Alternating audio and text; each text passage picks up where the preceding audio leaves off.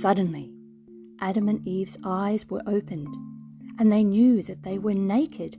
They felt ashamed of their nakedness. What was happening to them? In confusion, they scurried off to sew fig leaves together, to cover themselves, to cover their shame, and hide from each other. Fear had entered their world. They were now afraid of each other. They felt the need to protect themselves from each other and from their world. The action they had taken had been so simple for them, but now it seemed impossible to undo what they had done. They now saw good and evil from the standpoint of sinners. They began to see things which formerly they had not ever noticed. They were conscious of and understood their tragic situation, from which they need rescuing, but who would be their saviour? They knew how far they had fallen from the very good state of being that God had created in them, but they couldn't change a thing. In one sense, Satan's words came true. Their eyes were opened, and now they knew both good and evil, but not the same way that God knows good and evil. They realized that they had made a terrible mistake. The knowledge of evil had filled them with a horrible sense of guilt.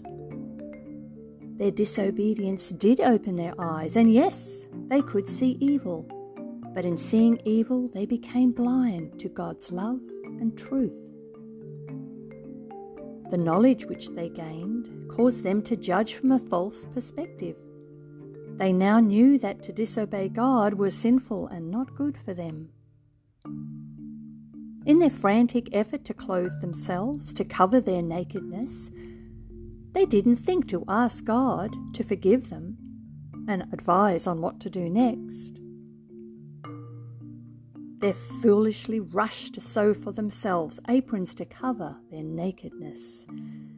They remembered that God had commanded them to multiply and fill the earth. They realized their disobedience had corrupted the human race. Their children would inherit their seed of rebellion. Their guilt centered on their sexual parts. Frantic, they desperately hid them.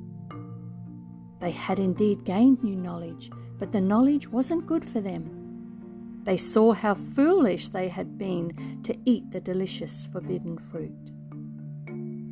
They now had wisdom that eating the fruit was not in their best interests. God had indeed put that law in place to protect them from devastation. They had learned through this experience that God, their Creator, did indeed know what was best for them. God was right, and the creature had lied. They knew that God was good and just, that He must punish their rebellion. But what did it mean to die?